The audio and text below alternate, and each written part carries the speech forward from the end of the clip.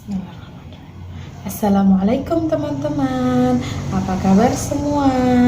Semoga teman-teman dalam keadaan sehat dan dalam lindungan Allah Subhanahu wa Ta'ala. Amin. Seperti biasa, teman-teman, sebelum memulai sentra, sebaiknya kita berdoa dulu ya teman-teman ya. Kita mulai ya. Bismillahirrahmanirrahim. Rabbi zidni ilma warzuqni fahma birahmatika ya arhamar rahimin. Amin.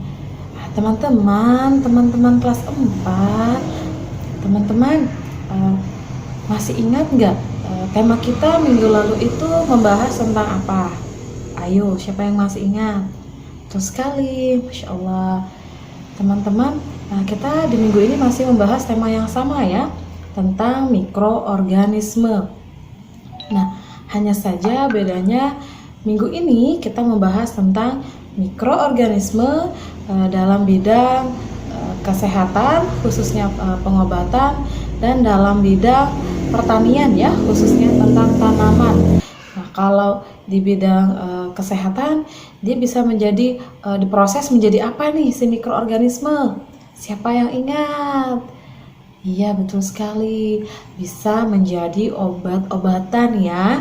Dan di sini Ibu mau menjelaskan tentang salah satu obat, yaitu antibiotik ya teman-teman ya. Siapa di sini yang masih ingat apa itu antibiotik? Ya, siapa yang masih ingat? Iya, betul sekali.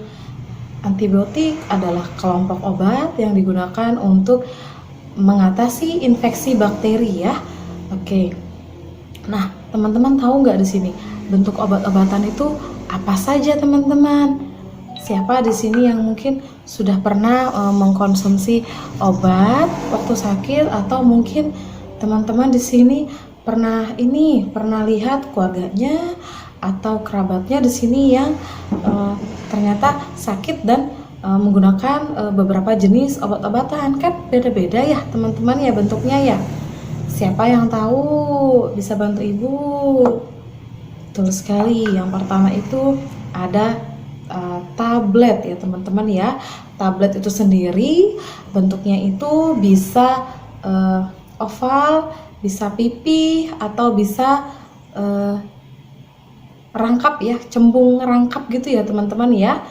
Yang kedua ada yang namanya itu kapsul ya teman-teman. Kalau kapsul itu dia bentuknya itu dilapisi cangkang.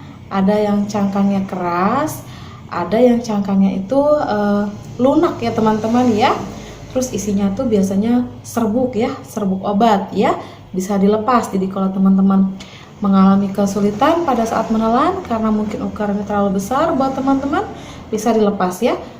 Terus isinya dikeluarkan, serbuknya ditaruh di sendok dan diberi sedikit air ya, diminum ya teman-teman. Begitu juga dengan si tablet juga ya, dia bedanya karena dia padat, dia harus digerus ya.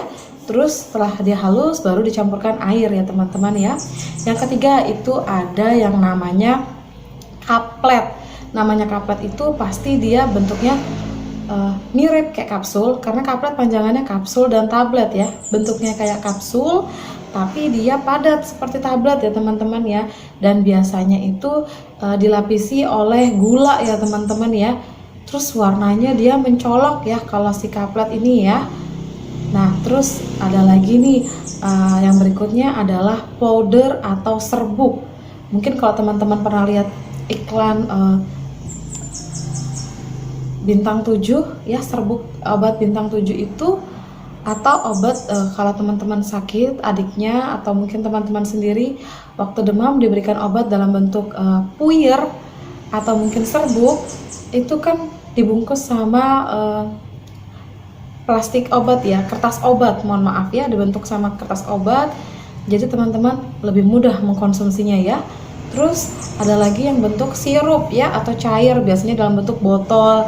Terus kita biasanya menggunakannya itu menggunakan sendok yang udah tersedia dalam kemasan ya. Ada juga dia berbentuk minumnya, takarannya itu menggunakan tutup botol yang plastik yang udah disediakan juga di dalamnya ya. ada ukurannya berapa mili sesuai dengan petunjuknya ya. Terus ada juga yang namanya obat tetes. Kalau kita sakit mata atau telinga, biasanya kita diberikan obat menggunakan obat tetes ya. Jadi lebih mudah. Tidak mungkin kita sakit mata diberinya obat tablet untuk ditaburkan di mata ya teman-teman ya. Yang ada bisa kita semakin mata kita bisa iritasi ya. Nah terus ada lagi yang berikutnya yang dioles ya teman-teman ya. Itu namanya obat salep atau krim. Nah pastikan teman-teman menggunakan obat-obat yang teman-teman konsumsi atau menggunakan baik oles sesuai dengan aturan pakainya ya. Biasanya di dalam kemasannya tuh ada aturan pakai. Perhatikan juga kalau misalnya itu obatnya dari resep dokter, pastikan juga ikutin informasi juga cara penggunaannya, pemakaiannya berdasarkan apa yang telah dokter resepkan ya. Nah teman-teman masih ingat nggak kalau kita beli obat dapat resep dari dokter, biasanya kita belinya di mana nih? Selain di warung terdekat ya, maksudnya dia memang full menjual berbagai jenis obat-obatan ya teman-teman. Siapa yang tahu? Ya betul sekali, kita belinya di apotik. Dan apa nama profesi yang bertugas untuk meracik obat kita ya? Jadi kalau kita diberi resep sama dokter, kita bawa ke apotik. Nah profesi itulah yang bisa membaca resep dari dokter dan menyiapkan meracik obat yang akan kita beli nih, akan kita gunakan ya teman-teman ya. Itu namanya apoteker ya teman-teman ya. Dan pastikan juga teman-teman tidak sembarang mengkonsumsi obat ya.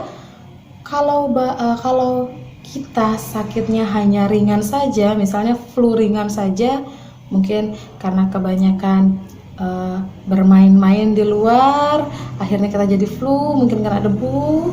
Nah, pastikan teman-teman tidak langsung mengkonsumsi obat-obatan ya. Pastikan teman-teman istirahat yang cukup, makan makanan bergizi, insya Allah tubuh kita bisa mengobati sendiri ya. Karena Allah dengan kemahakuasaannya telah menciptakan tubuh kita yang sempurna teman-teman. Tubuh kita yang bisa punya pertahanan sendiri ya, agar tidak mudah diserang oleh penyakit ya, oleh bakteri jahat ataupun virus ya teman-teman ya. Nah terus ibu mau kasih contoh lagi ini. Tadi kan ibu udah ngebahas antibiotik. Nah antibiotik itu ada macam-macam teman. Ibu mau ngasih tahu salah satu contohnya aja. Nah salah satu contoh obat antibiotik adalah penisilin ya. Nah terus ada lagi nih contoh obat pada umumnya ya teman-teman ya. Kalau kita sakit, misalnya demam nih, biasanya kita itu disarankan oleh dokter atau mungkin kita beli obat di warung, pastikan yang mengandung paracetamol ya teman-teman ya. Itu untuk membantu meredakan demam kita ya. Untuk membantu demam kita itu kita cepat sembuh dari demam, demamnya turun ya teman-teman ya.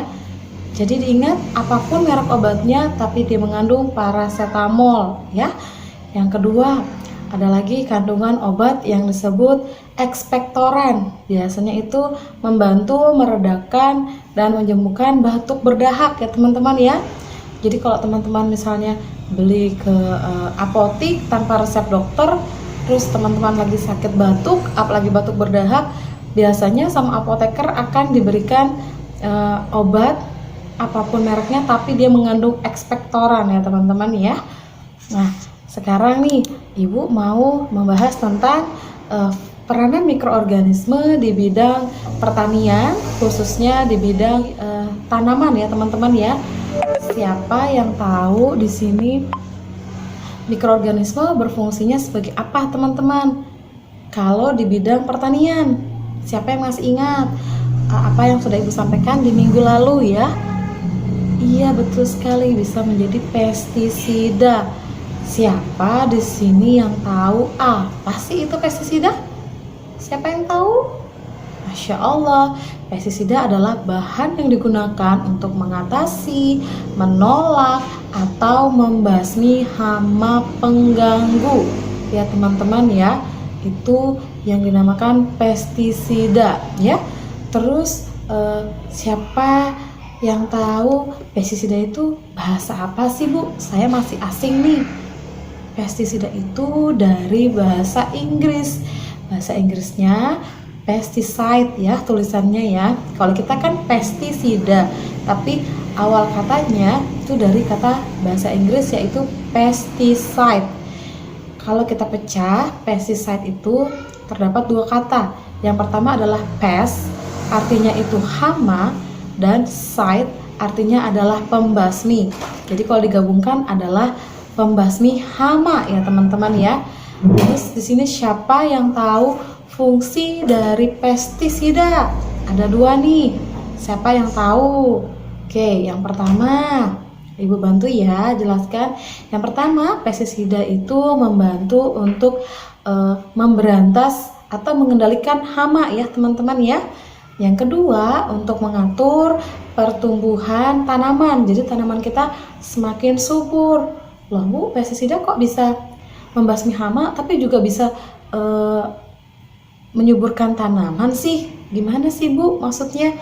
Kalau pestisida yang untuk membasmi hama biasanya dia mengandung racun dan itu berbahaya. Namanya juga fungsinya untuk membasmi hama ya teman-teman ya. Dan pastikan teman-teman pada saat menggunakan pestisida dalam keadaan teman-teman itu udah siap ya, sarung tangannya, mungkin kacamatanya biar nggak kena mata, terus masker biar tidak terhirup ya teman-teman ya. Nah, pestisida itu juga setelah digunakan pastikan teman-teman mencuci tangan menggunakan air mengalir dan sabun ya, agar nanti tidak ikut terkonsumsi sama kita. Contoh nih, kita habis menggunakan pestisida, kita nggak langsung cuci tangan, kita lupa teman-teman, kita langsung makan. Yang terjadi adalah pestisidanya masuk lewat mulut, tertelan oleh kita bisa keracunan, kita bisa masuk rumah sakit, kita bisa mual-mual, pusing ya. Pastikan teman-teman ya berhati-hati menggunakan pestisida ya.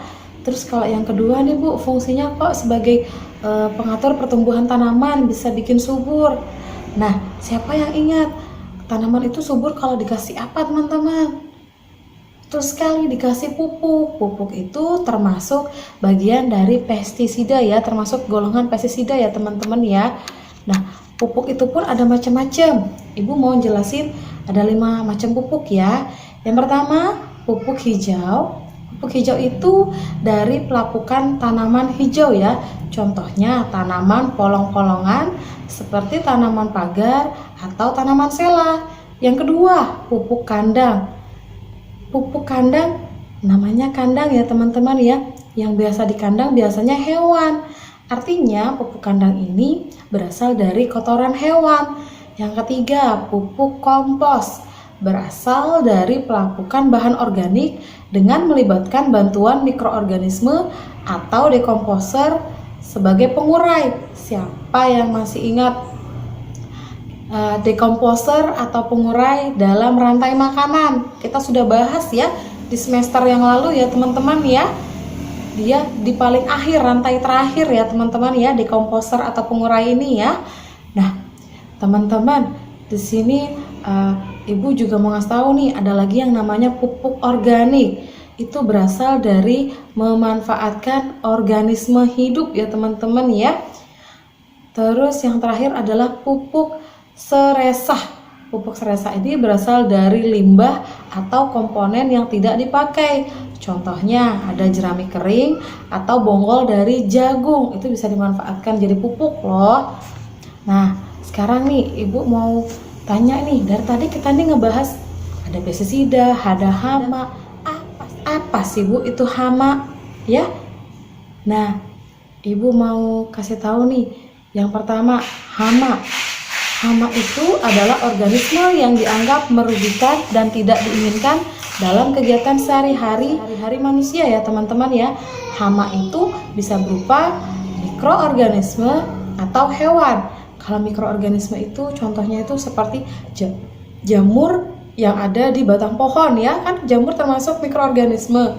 Kalau yang termasuk hewan tuh ya serangga-serangga ya teman-teman ya, hamanya ya. Dan mohon maaf Ibu lupa tadi kalau pestisida itu ada 2 bentuk ya. Yang pertama padat, biasanya dalam bentuk serbuk seperti tepung disebar. Yang kedua itu cair, disemprotkan ya teman-teman ya, pestisidanya ya. Nah, dari penyampaian ibu tadi, teman-teman jika ada yang kurang paham nanti bisa ditanyakan kepada ibu ya teman-teman ya, bisa pada saat recalling atau mungkin minta bantuan orang tuanya untuk bertanya kepada ibu ya. Nah, seperti biasa silakan teman-teman mengerjakan tugasnya dan hasil karyanya selama 1 jam ya. Dan jika ada yang kurang jelas, kok ada yang lupa nih, boleh melihat kembali video materi ibu ini ya teman-teman ya, untuk murojaah ya. Oke, seperti biasa kita akhiri dengan kafaratul majelis. 1, 2, 3. Subhanakallahumma wa bihamdik, asyhadu an la ilaha illa anta, astaghfiruka wa atubu ilaih. Walhamdulillahi rabbil alamin. Amin. Oke teman-teman, sampai jumpa minggu depan ya. Jaga kesehatan dan jaga kebersihan. Assalamualaikum warahmatullahi wabarakatuh.